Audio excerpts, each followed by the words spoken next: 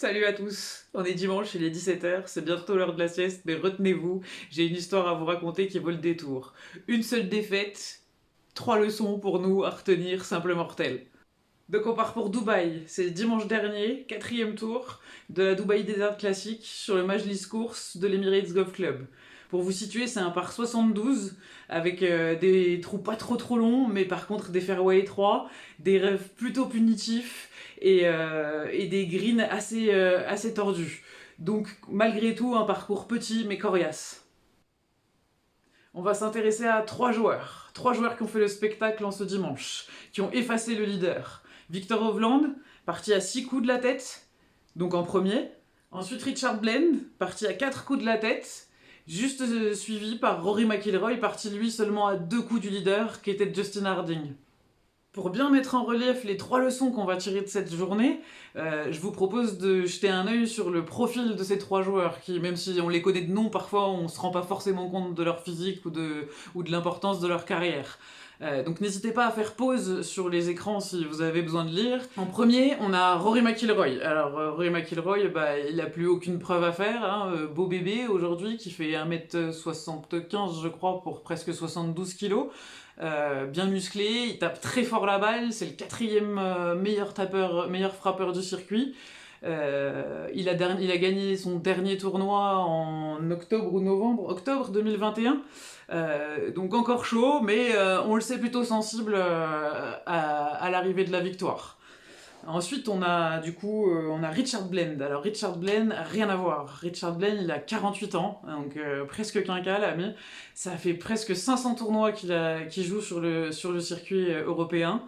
Et il a gagné pour la première fois l'année dernière, après du coup plus de 450 tournois. Donc le monsieur est serein, le monsieur est confiant, le monsieur est plein de sagesse. Ensuite, vous avez du coup Victor Hovland. Alors lui, pour moi, c'est un peu Rory McIlroy, mais il y a 10 ans, dans sa pleine période de fougue. À peu près le même physique que McIlroy, à 3 cm et 3 kg près. Frappe un peu moins fort, mais par contre, grande précision, et pareil, comme on dit en pleine bourre, il a gagné juste lui en novembre au Mexique. Il a gagné le tournoi de Tiger Woods, donc il brille, il monte, et on sait pas très bien jusqu'où il va monter, mais ce qui est sûr, c'est que il est là, il est présent. Bon, maintenant que vous avez une petite idée des combattants en présence, il est temps de vous présenter la star, et la star de tous les tournois, c'est le parcours. On va zoomer sur les deux derniers trous qui vont principalement nous occuper pour ce combat de titans. Les deux derniers trous sur ce parcours, ils sont assez courts. Ils sont certes étroits aux retombées de drive, mais ils sont totalement jouables et les birdies et les points peuvent facilement se prendre sur ces trous si tant est qu'on réfléchisse un petit peu à ce qu'on fait. Le 17, vous le voyez, est un petit par 4 et le 18, un petit par 5. Un petit par 5 pour des pros, hein, bien sûr, on s'entend. Ces deux trous peuvent s'attaquer en surrégulation, c'est-à-dire que le par 4 peut s'attaquer en un coup et le par 5 en deux coups. À ce niveau-là, pour des professionnels qui tapent la balle comme ils la tapent, avec la précision à laquelle ils la tapent, quand ils attaquent un green en surrégulation, c'est pas pour faire un par, certainement pas. Le par, c'est un échec. Le birdie, c'est pas mal. Par contre, l'eagle, c'est l'objectif lorsqu'on attaque en surrégulation. Retenez bien ça, gardez ça en tête. Et gardez en tête, lors de tous vos prochains parcours, pensez toujours qu'il y a un architecte derrière, que ce parcours a été pensé. Que les fautes, on va vous pousser à les faire. Et les bonnes actions seront toujours récompensées par l'architecte. Maintenant, on va s'immerger dans le tournoi. On part au trou numéro 16, pendant que McIlroy est un peu en arrière sur le parcours, donc un peu plus tôt sur le parcours, à -11. Victor Hovland termine le 16 comme un signe du destin, un appel à appuyer sur l'accélérateur, un long putt qui rentre juste au 16e trou, juste avant ces deux derniers trous qui, si on les joue bien, sont quand même une occasion franche de marquer le leaderboard, donc de marquer des points. Et d'en gagner sur le parcours, puisqu'on n'oublie pas que le but c'est de battre le parcours, bien sûr, au golf. Donc Hovland, -8 au départ du 16, passe -9 à la fin du 16, avec un gros putt et un capital confiance au maximum. Il est donc sur une grosse vague, il va continuer de la surfer. Au 17, le fameux par 4 qui peut s'attaquer en surrégulation, Le monsieur attaque. Le monsieur met une mine droite comme un i, avec peut-être un petit peu d'effet, mais très peu, ce qui fait qu'il se retrouve précisément à 11 mètres du drapeau pour jouer l'eagle. Comment vous dire que le monsieur est chaud? Il est chaud, il est en surchauffe, il vient d'en rentrer un juste avant, il est dans une période de sa carrière et de sa saison, de la saison passée, mais on n'a pas l'impression que ça se termine en ce moment. Il est au max, il le rentre, eagle, donc il regagne 2 coups. Il revient donc à égalité avec McIlroy à -11. McIlroy qui est en arrière, hein, pour l'instant il a quand même quelques trous derrière. Arrive maintenant le 18.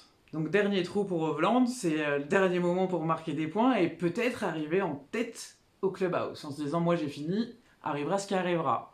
Il attaque, coup de driver fantastique au milieu de la piste, long. Il a plus qu'un fer pour attaquer le green derrière, ce qu'il fait. Il lui reste un putt quand même de, cette fois, un peu moins de 13 mètres.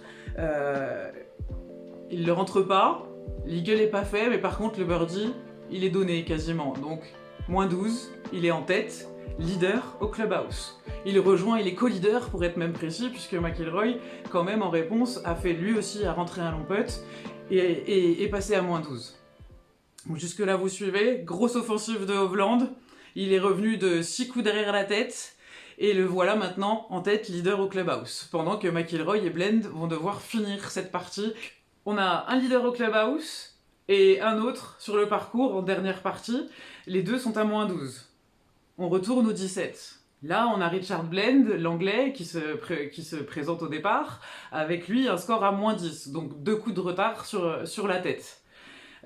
Il n'est pas tout à fait fabriqué comme Hovland et McIlroy, il n'a pas la même force de frappe, et puis il n'a pas le même âge, hein, simplement, donc il va jouer son jeu, faire un premier coup de placement, pour pouvoir attaquer le green avec un coup assez simple, même si on sait qu'il n'y en a pas au golf, mais en tout cas il se laisse un coup de wedge pour attaquer le green, et peut-être avoir une occasion de birdie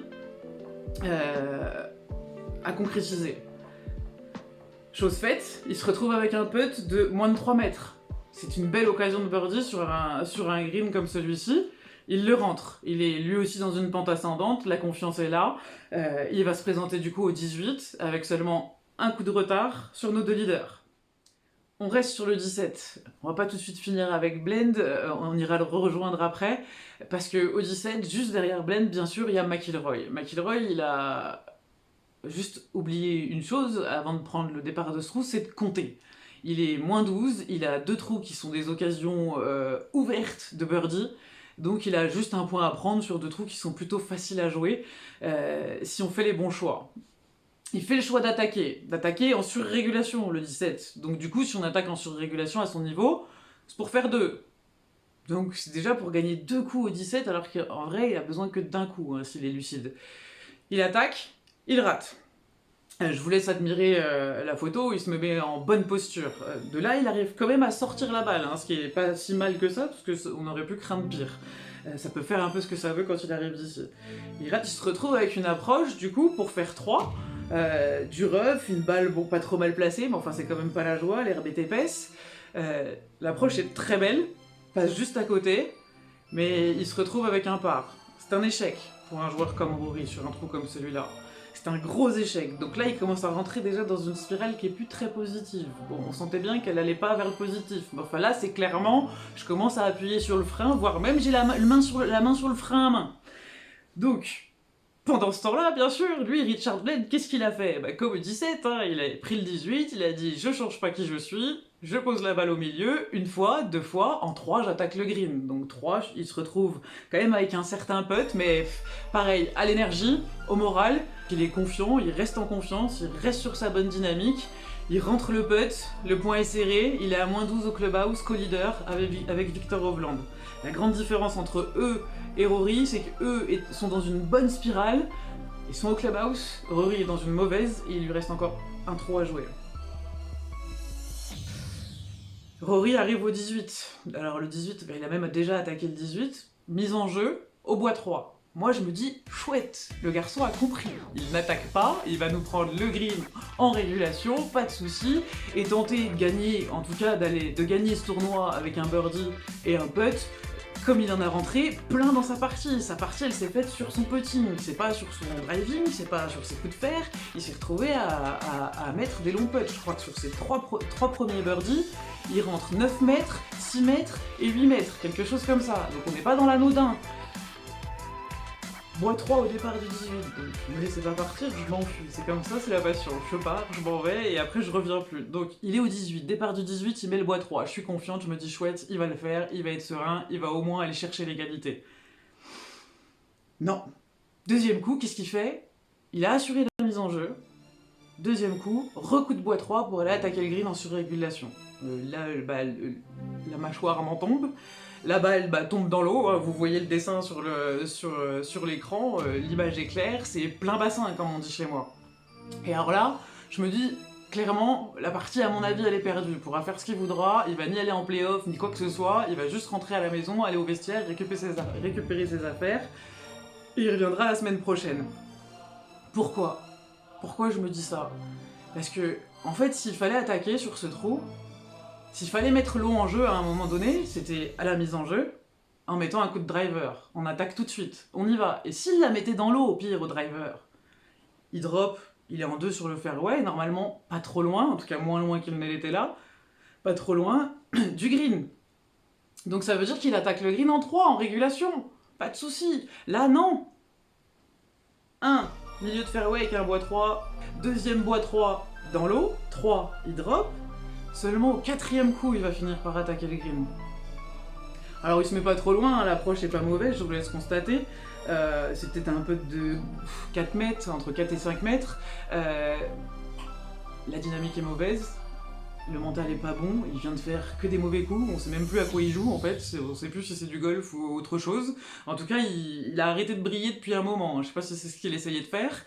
Le putt est raté, donc au lieu de terminer au pire à -12, au mieux à -13 avec un trou facile, en se laissant un trou facile, il termine avec un -11 et termine 3ème du tournoi en laissant toute la joie à Hovland et Blend d'aller rejouer un trou pour le play-off. Donc là on dit bravo et on se demande ce qui lui est passé par la tête. Alors je me dis que pour nous, simples mortels, on n'est même pas accompagnés, on n'a pas de caddie, on n'a rien, on est tout seul avec notre cerveau, nos émotions. C'est presque normal et humain, mais pour un type dont c'est le métier, qui fait ça 24 heures sur 24 et qui a un caddie professionnel, c'est-à-dire que c'est pas juste un larbin qui porte le sac. Le garçon fait des calculs normalement, le garçon a un cerveau froid, contrairement à celui de Rory qui lui est animé par tout un tas d'émotions, surtout en ce moment.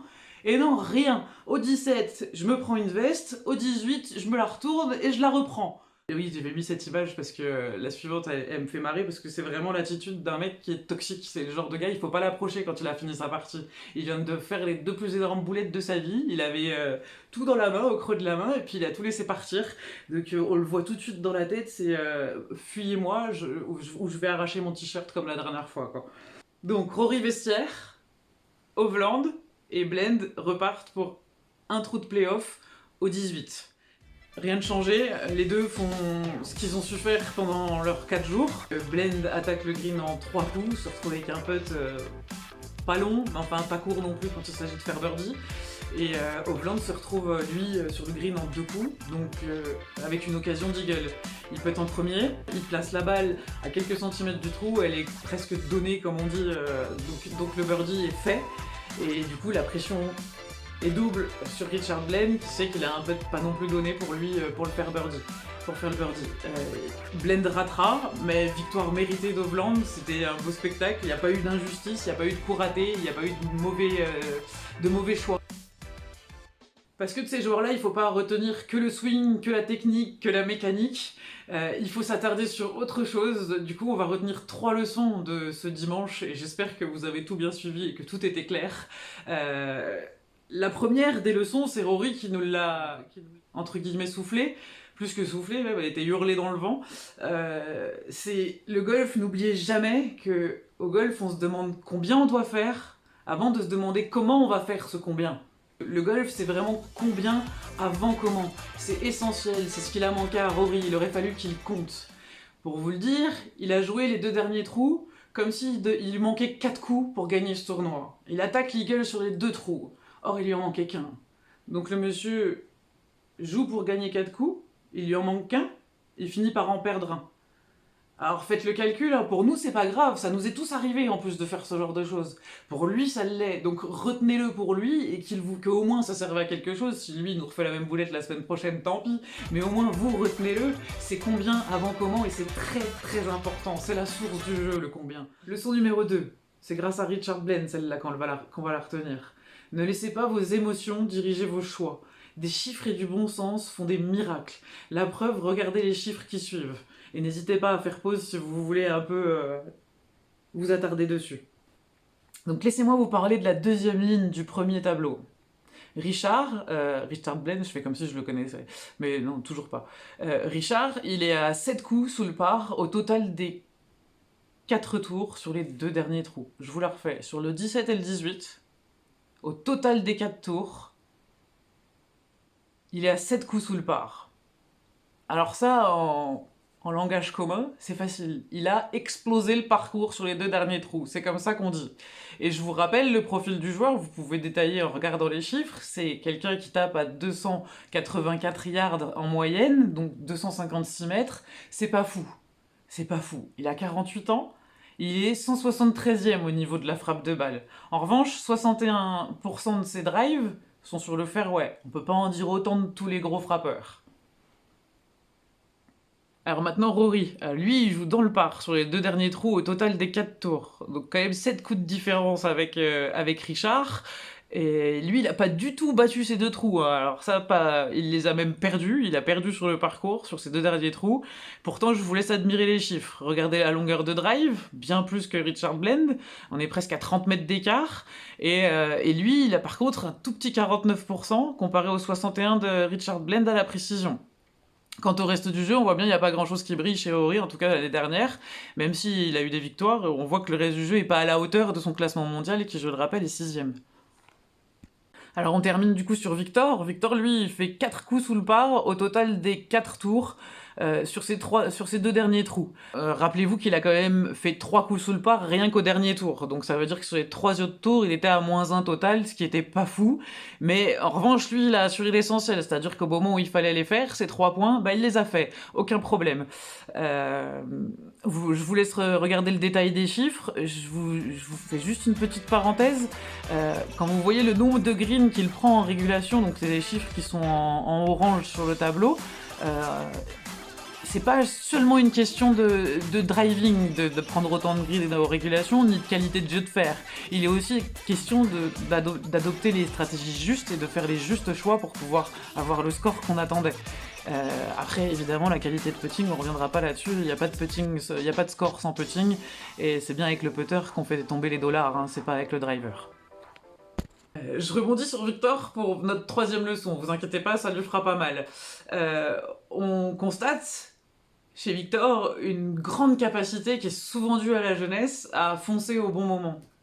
Prenez conscience de vos émotions. On parlait de savoir les gérer, mais avant de savoir les gérer, bah en fait il faut pouvoir les reconnaître. Si je la reconnais pas ou que je nie une émotion, je risque pas de pouvoir la gérer. Il faut reconnaître, pour prendre l'exemple de Victor Hovland, le moment où on est bien, tout va bien, et en plus le parcours nous sourit. Alors on attaque. Et puis on attaque jusqu'au bout. C'est-à-dire que par exemple, si vous êtes un joueur qui choisit d'attaquer son green en 3 parce que c'est une performance de l'attaquer en 3 plutôt qu'en 4, ou en 2 plutôt qu'en 3, faites-le, et faites-le à fond. Si vous êtes bien, que vous vous sentez dans une bonne phase, vous êtes en bonne forme physique, c'est une bonne journée, vous sentez que les putts tombent, n'hésitez pas, allez-y, ne le faites pas à moitié, c'est comme mes blagues, faut pas les faire à moitié. Voilà pour la petite histoire du dimanche. Je vous donne rendez-vous mercredi à 11h. Je vous posterai une séance d'entraînement d'une durée de 30 minutes pour vous. La vidéo fera pas 30 minutes, mais c'est une proposition pour 30 minutes. Ou bien, puisque vous êtes golfeur et qu'on compte pas en minutes, nous, 30 balles de golf pour vous entraîner. Une séance spéciale mercredi à 11h. À mercredi et bonne soirée.